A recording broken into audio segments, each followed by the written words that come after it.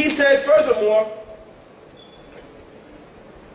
after he mentioned a bunch of things that if you were to learn all this knowledge and such like this, I'm going to read this from this book that I advise all of y'all to get, inshaAllah ta'ala. It's called The Refutation of Him, Ibn Taymiyyah, who attributes direction to Allah. This is a great book, translated into English, that was written in Arabic by a great scholar named Ibn Jahbal al-Kilabi al-Shafi'i, rahimahullah ta'ala. He refuted Ibn Taymiyyah and the issue of Allah being in a direction. Ibn Jahbal al-Kilabi al-Shafi'i, rahimahullah ta'ala. And what's the title of the book again? The Refutation of Him, Ibn Taymiyyah, the Refutation of Him, who attributes direction to Allah. What do you mean attribute direction? He said that Allah Ta'ala is in a direction. Like the world is over here, the throne is over here, and Allah is over here. He says Allah is in a direction. That this is where Allah is that way. He's there. The thing we all agree Allah is the Most High. No one has a higher rank than God, than Allah, than the Lord of the worlds. But when we say physical highness, that is not a necessity of the highness of Allah subhanahu wa ta'ala. Because it doesn't follow that something physically being high means it's actually better than everything that's lower than it. So he defined hadad, location. Oh yes, yes, definitely. He believed Allah was in a location and in a direction. And the current day Salafis follow him on that, totally. When that was not the opinion of the majority of the ummah. And it's still not now, alhamdulillah. Even though they may have a loud voice, it seems like, but that's not, most Muslims don't even talk about these things. Probably they don't know about it. They don't know. It doesn't cross their mind because it's not something from someone's fitrah that they start thinking about. It's not, you're not supposed to start thinking about Allah, just sit down and ponder how Allah is and where He is and how big it is. You're not supposed to think this kind of stuff. It's not from Islam. We think about the greatness of Allah looking at the creation. Then look at this huge mountain, look at the rivers, the stuff Allah told us to look at in the Quran. Right. Then look at the sky. How tall is Futur? You see any cracks in the sky? You see anything wrong with the sky? Look at that. Allah didn't say, and think of how big I am over the throne and I'm sitting there. You see? This is not what we're supposed to be thinking about. Allah didn't direct us to ponder these things. But when people do, they make huge mistakes because all they know is a physical world that we live in. So they start to compare Allah to that. And Allah is not in this category that we're in. He's not the same thing we are. There's nothing like Him. So to compare the things that you know, you're making a likeness of Allah to the creation, and you're going to make huge mistakes. Because Allah said He's not like anything. Right. So this, the thing. And at the end of the day, we ask Allah to guide us in them. May Allah give us hidayah. May Allah give them hidayah and give us and them guidance. May Allah Azza wa Jalla wake us up to the truth before the day comes that waking up is going to be what everybody does. And you won't be able to change anything on that day. Because slandering the Salaf and making the friends of Allah your enemies, you're going to have fights in the masjid on women's side. You're going to have people calling you, throwing you off the manhaj, saying that you're a deviant after they were praising you yesterday. These are all the result of making Allah's friends your enemies. The Ash'aris and Maturidis are the friends of Allah. The great scholars of them, they are the ones Allah chose to preserve their religion with. Do you know better than Allah subhanahu wa ta'ala? Who are you? Who do you think you are? Allah chose the isnads of the Prophet ﷺ to go back to these people, and you calling them hermaphrodites. This is what you think this is okay. You think Allah is not going to put you in jail and have you to die in jail because of making these type of statements? You think that that's all right? It's not okay. This is not all right. And people to think that at the end of the day, he was right and they all were wrong, this is an even bigger injustice. This is very wrong. This is going to cause Allah Ta'ala to test you with the same type of things He got tested with because of having those radical opinions about Allah's friends. In the Hadith Qudsi, Allah Ta'ala says, "Man aada li waliyan faqad azantuhu bil harb." Whoever makes an enemy of my friend, I declare war against them. Al-Imam Abu Mansur al-Maturidi, rahimahullah ta'ala, one of the great imams of the Aqidah of Ahlul Sunnah. Something I read about him recently, because remember, I think I may have mentioned previously that we don't really have much information about his biography, about his life, how he lived and things that he did. Recently I came across something, actually, that one of the shuyukh from South Africa had wrote. And it was concerning some of the karamat, some of the miraculous things that happened with Al-Imam Abu Mansur al-Maturidi, alayhi rahmatullah. One of the things was that when guests would come to eat food with him, he would go to his orchard and bring them fruits out of season. He would bring them fruits when those fruits do not grow in that season. They asked him about that Abu Mansur, like, how do you have these fruits in this season? This is out of season. He told them, I have never committed a sin with my right hand. So whatever I do, whatever I try to do with it, Allah gives me success in it. Some people came to him complaining about a tyrant king who was oppressing them, mistreating them. They told him the stuff that this king was doing to them that was wrong. So Al-Imam Abu Mansur al-Maturidi, rahmatullahi tabaraka wa ta'ala alayh, he took some grass and made like a bow shape out of the grass. And then he took another blade of grass and made it an arrow, and he shot that grass in the direction of that king. You know that king died the same day? He shot it in the direction of that king, the grass. In the direction of that king, the king died the same day. You think it's okay to talk about people like this? Can this be alright? Can it be okay, people of Allah Azza wa Jalla, even if we didn't know anything about his life, we don't know nothing about Abu Mansur Maturidi, the fact that the Ahlul Sunnah, the safe sect, calls him one of the two greatest imams of the Aqidah. And also Al-Imam Ahmad rahimahullah ta'ala, but I'm saying that in those three, he's included in the top three in the creed, basically. When I'm talking about the Aqidah, mind you, I'm not excluding Al-Imam Ahmad, but I'm saying in the deep issues of creed that Imam Ahmad believed that, you know, it's better not to discuss those because most people's minds can't go to that. And the earlier people, they didn't discuss these things. And we say the reason why they didn't because they didn't really have to. There was no need for that. When Islam spread and got further out, there were other people that came into Islam with other ideas that had to be addressed and fixed. So those scholars talked about it because they had to.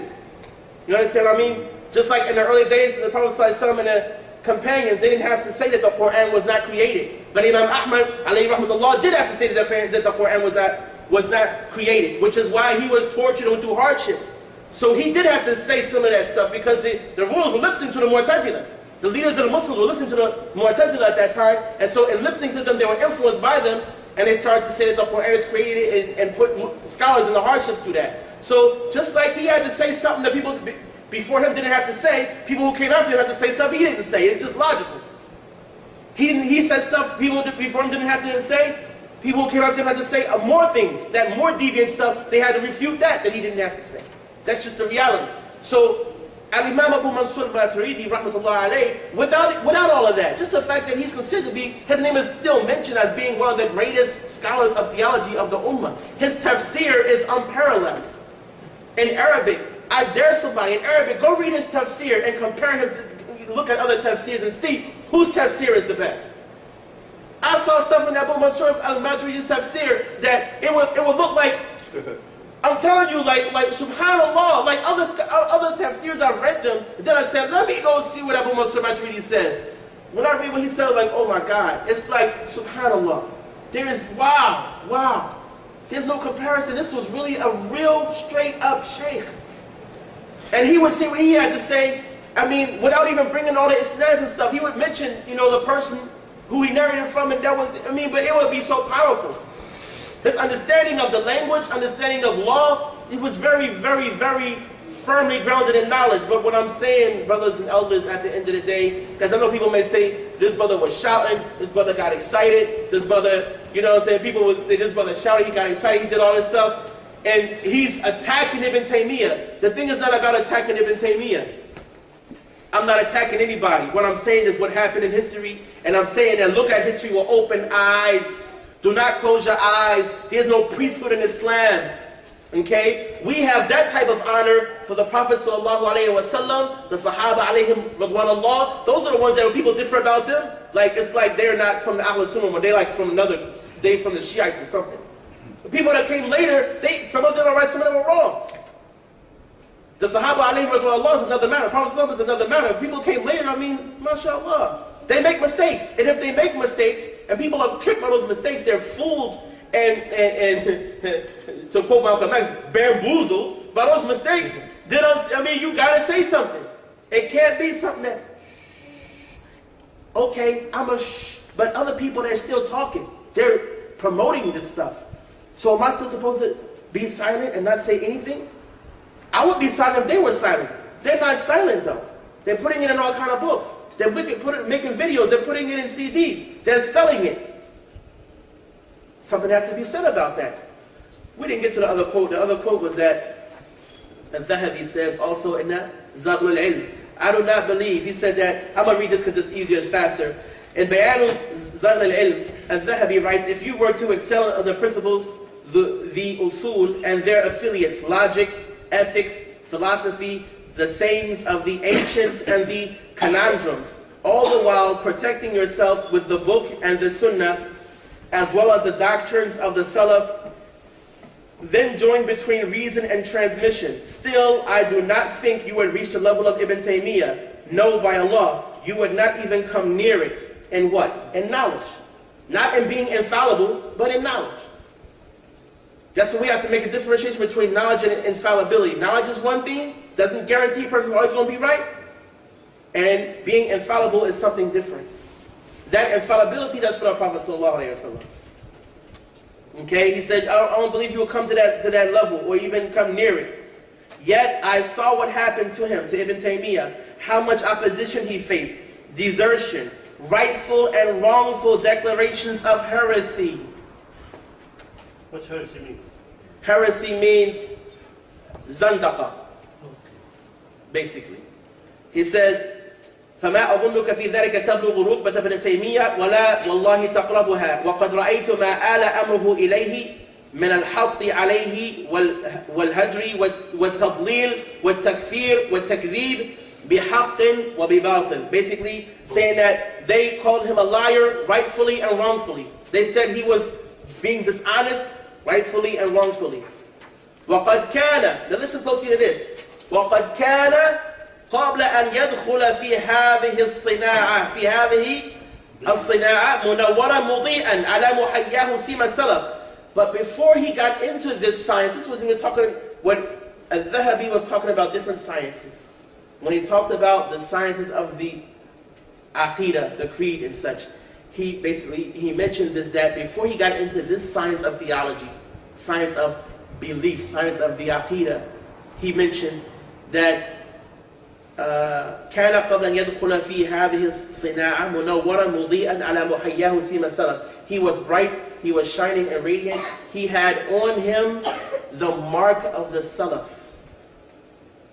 Okay? Then he says, ثم صار مظلما مكسوفا عليه قتمة عند خلائق من الناس. Then he became, let me read what he says here.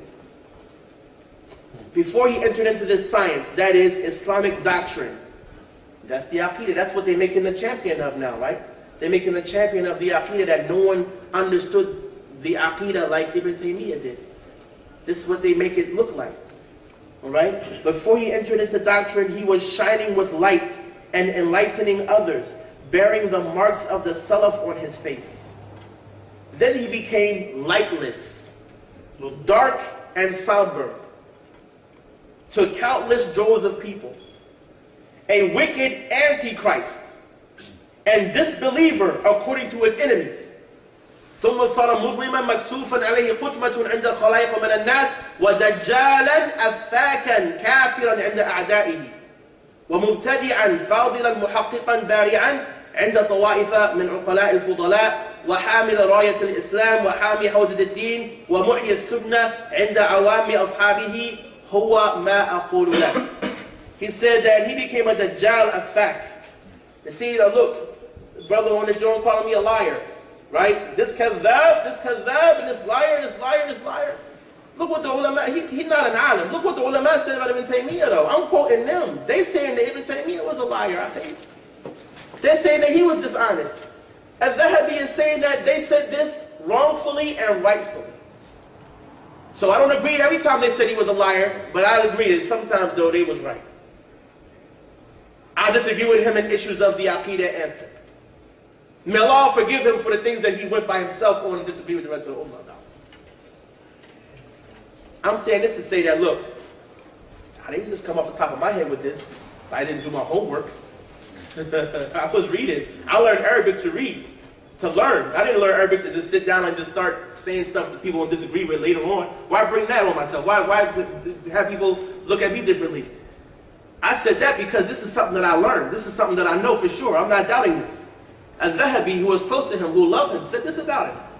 And when it has to do with making fatwas, we have to be concerned. If it was limited to himself, then that's between him and Allah.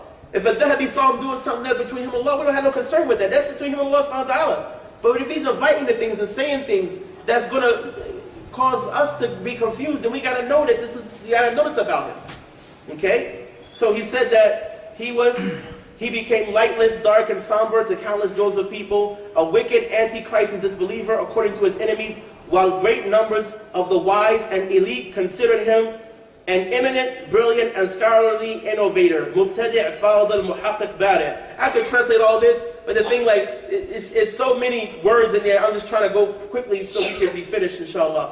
While the commonality of his uneducated friends, one and all, deemed him the standard bearer of Islam, the defender of the religion and the reviver of the Sunnah.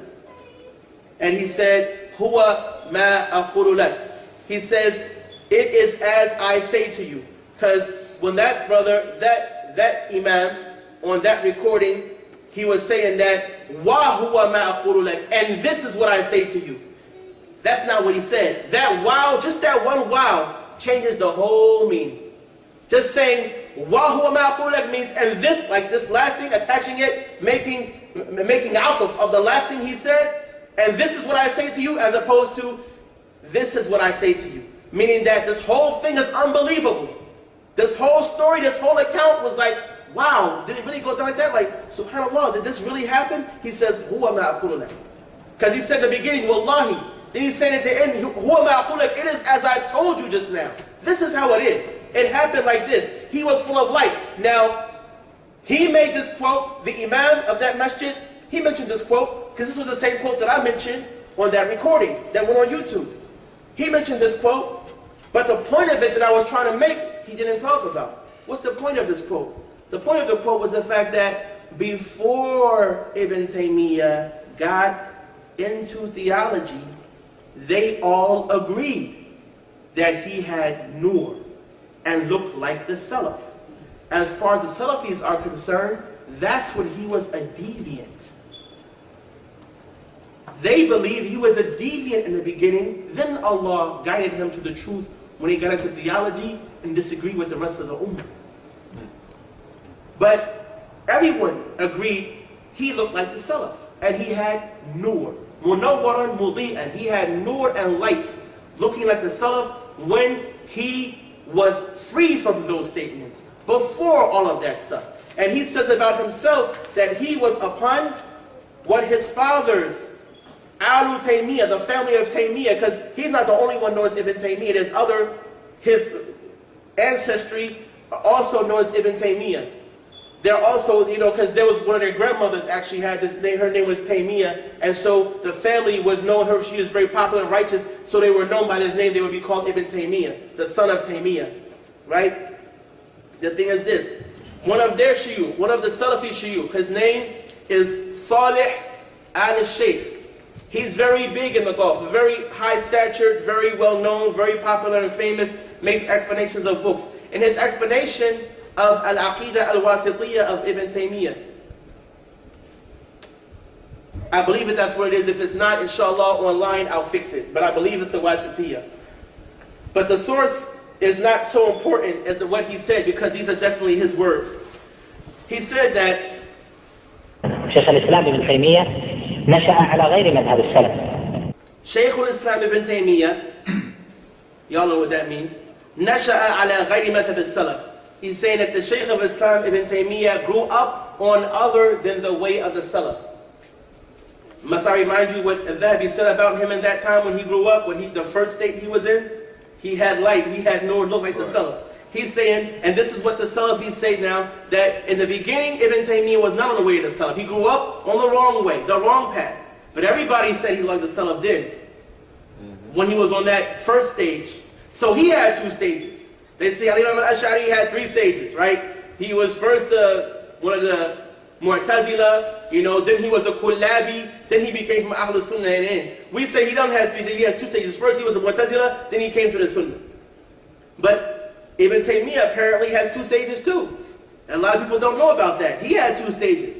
In the beginning, when he was young, an up-and-coming scholar, that he had nur in those days. Looked like the Salaf in those days. People agreed on him having light those days. They disagreed about him later on when he got older and made statements that he made. So he says that the Shaykh of Islam Ibn Taymiyyah grew up on other than the madhab of the Salaf. He grew up as an innovator. نشأ مبتدعا لم يكن على طريقة السلف الصالح بل نشأ على غير طريقة السلف الصالح ومشايخه لم يكونوا على طريقة السلف الصالح يعني أكثر مشايخه إلا ندر منه. He said that did the Shaykh of Islam Ibn Taymiyyah grew up upon other than the madhab of the Salaf. He grew up as an innovator. He was not upon the way of the Salaf al-Salih. Rather, he grew up on other than the way of the Salaf al-Salih. You see how many times he's emphasizing this. And please, inshallah, if we have phones, we'll try to make it silent, inshallah. Barakallahu feekum.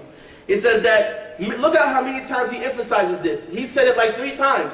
He did not grow up on the way of the Salaf al-Salih. Then he says, and his teachers were not upon the way of the Salaf al-Salih, meaning most of them except a few of them. هذا ذكرها عن نفسه قال في موضع في الفتاوى وأما أنا فقد كنت في الأصلين على غير طريقة السلف الصالح. هذا موجود النص في الفتاوى. هذه ذكرها عن نفسه. He mentioned this about himself. قال في موضع في الفتاوى. He said in one place in the fatwas وأما أنا فقد كنت في الأصلين على غير طريقة السلف الصالح. He said about himself that, and as for myself, I was on other than the way of the Salaf al-Salih when it comes to the aslain. Basically, when it comes to the aqidah and the fiqh. And this statement that he made is in Majmu' al-Fatawa. He says this himself. He says, هي موجودة النص في الفتاوى. هي موجودة النص في الفتاوى. This statement is in the Fatawa, in the fatwas of Ibn Taymiyyah. Right? He says, شيخ الإسلام إنما هداه الله جل وعلا لذلك متأخرا يعني بعد سنة 90 بعد سنة 690 يعني وعمره جاوز 30 أو فوق 30 لم ينشأ على العقيدة الصحيحة ولذلك رأى الغربة وأكثر مشايخه من الحنابلة على طريقة السلف لكنهم في الصفات يفوضون. الصفات عندهم مذهب أحمد يفهمون مذهب أحمد أنه التفويض هذا باطل. So he's saying that the Shaykh of Islam, right, he's saying Allah only guided him Jalla wa Ala to the right way later on in his life, after the year 690. That means his age was about 30, his age was past 30 or around 30. Right? He was about 30 or so years old when this happened because he was born, does anyone know? 661 after the Hijrah. Ibn Taymiyyah was born. So around 690 something is when this happened. So he said he did not grow up on the correct Aqidah. That's why he experienced hardships and such. Most of his shuyukh, most of his teachers from the Hanbalis were on the way of the Salaf. But as far as Allah's qualities, they made tafweed. This is, in my other class at 52nd Street, I was proving how the Hanbalis believed that these descriptions of Allah in the Quran and Sunnah, the outward meaning of which would be physical body limbs, they make tafweed of that and say, we don't know the meaning of the descent to the first heaven. We don't know the meaning of seeing Allah Ta'ala in the Akhirah, but we know it is without movement and Allah being not in a direction. People seeing Allah without a direction. This is what the Hanabila, this is what the Hanbalis were saying. So he's saying here, and he's right. what the Shaykh is saying, what Salih al-Shaykh is saying here, this is accurate. This is right. He's saying that, most of his shuyukh from the Hanbalis were on the way of the Salaf, but as far as Allah's qualities, they used to make tafweed. As far as Allah's qualities concerning, as far as they were concerned, Allah Azza wa Jalla's qualities, the way that they understood the madhab of Imam Ahmad was to make tafweed. So what we're saying then is that this idea of his, to not make that the madhab of Imam Ahmad was to take it literal and not consign. When I say tafweed, it means to consign the meaning to Allah, to say Allah knows best what it means. I don't claim to know what it means, but I believe whatever Allah meant by it. That's all that's obligational on us. That's what the obligation is on us. That's what's obligatory, is that we believe it's the truth. Whether or not we understand, we believe it's true. Right? So he's saying that the teachers, the shuyukh, most of the shuyukh of Ibn Taymiyyah believe that the true methodology of Ahmad bin Hanbal, rahimahullah tabaraka wa ta'ala, when it comes to Allah's qualities, was to consign the meanings to Allah. So then, in going out of this, he went against his shuyukh then. And going against that understanding, he went against most of his teachers' understanding about Allah Ta'ala's qualities. And you say Allahu A'lam. To say Allah Ta'ala A'lam, بمعنى. نعم. لا. نعم. نفوضه إلى الله عز وجل. ولا ندعي العلم بمعناه. لا ندعي العلم بمعناه. We do not claim to know it. When we say that we believe in what Allah Ta'ala meant by it. Like Al-Imam Al-Shafi'i, rahimahullah ta'ala, said that آمنت بالله وبما جاء عن الله على مراد الله وآمنت برسول الله صلى الله عليه وسلم وبما جاء عن رسول الله صلى الله عليه وسلم على مراد رسول الله صلى الله عليه وسلم. That he would say, I believe in Allah and in what came from Allah on the meaning that Allah subhanahu wa ta'ala wanted. And I believe in Rasulullah sallallahu alaihi wasallam and in what came from Rasulullah sallallahu alaihi wasallam based on the meaning that the Prophet sallallahu alaihi wasallam meant and he wanted to mean by those words. You see? So this is the safety. This is the way of the Salaf. This is safer. This is tafweed. This is to consign the meanings to Allah. To say, I know the meaning of hand, like yet, I know it means a hand.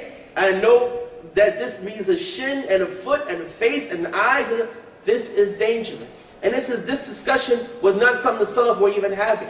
They don't have discussions of this. They say, let the text go as it came. Let it go as it came. We believe in it as it came.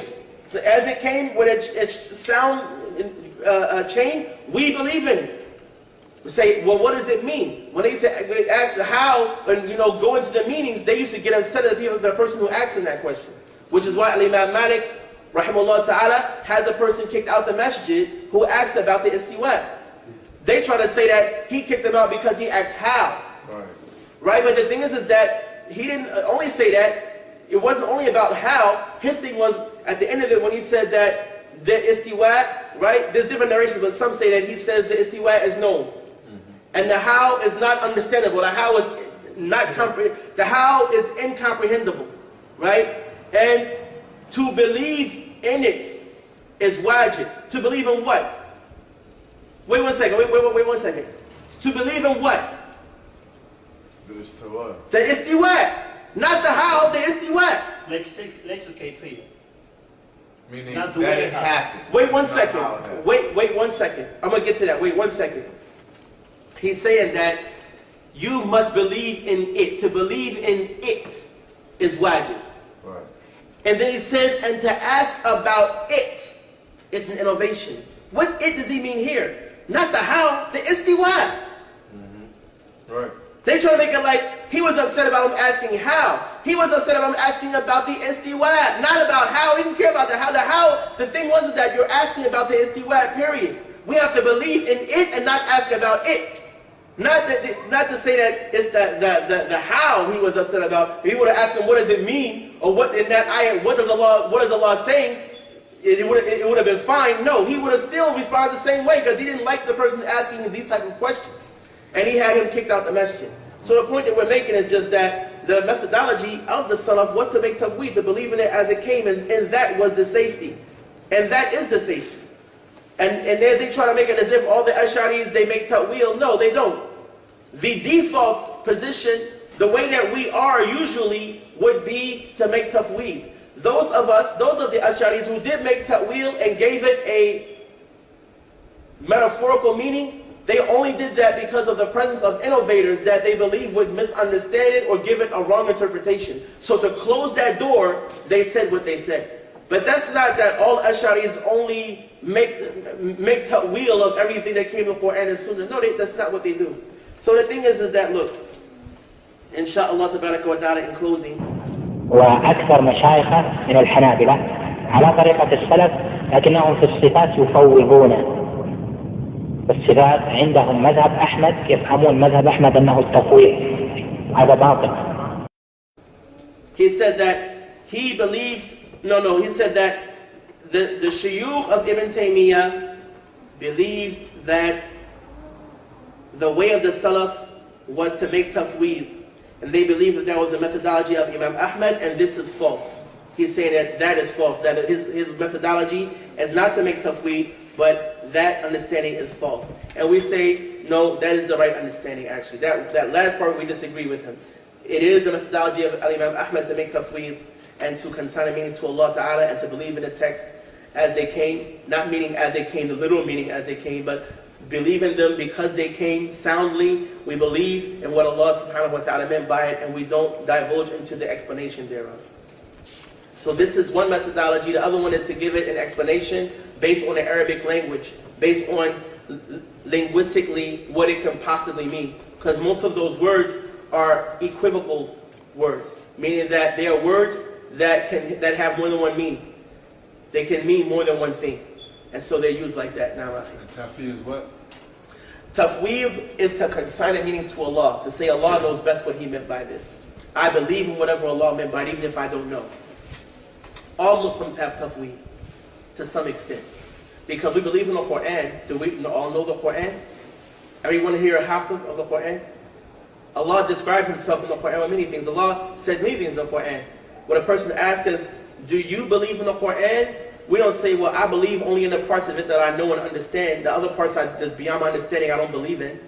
We say we believe in the whole Quran, whether we understand it or not. We believe it was all from Allah subhanahu wa ta'ala. We don't dispute any of it.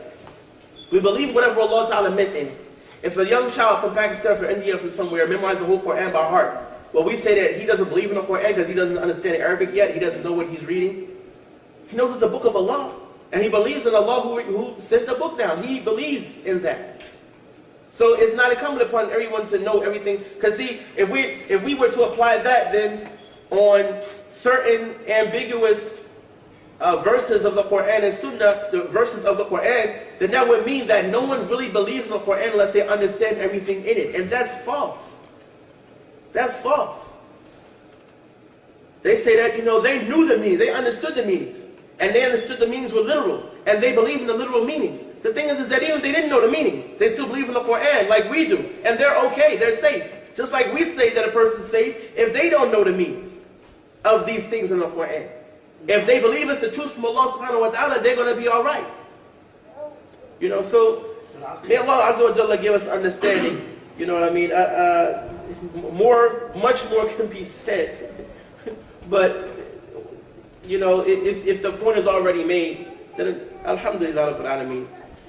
There was another quote that I wanted to share, inshallah ta'ala, where he says,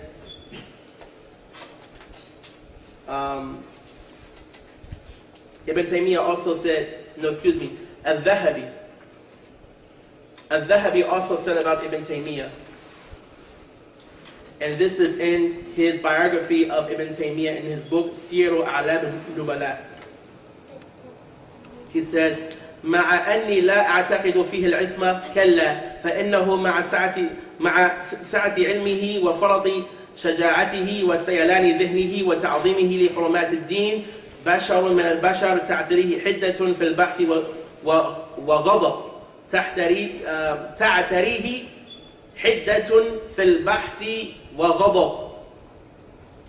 There was more here, but it was omitted, it was left out by mistake. He's digger good digger for knowledge. حدة like. Hidda here means harshness. Yeah. harshness on people. He says, although I do not believe that he is ma'asum, I do not believe he's infallible. No way, he says, because he, along with, despite the fact of him having vast knowledge and being extremely brave and having a very strong intellect, and him also giving utmost respect to the sanctities of the deen, he is a man from amongst the men. He's a person, he's a human being.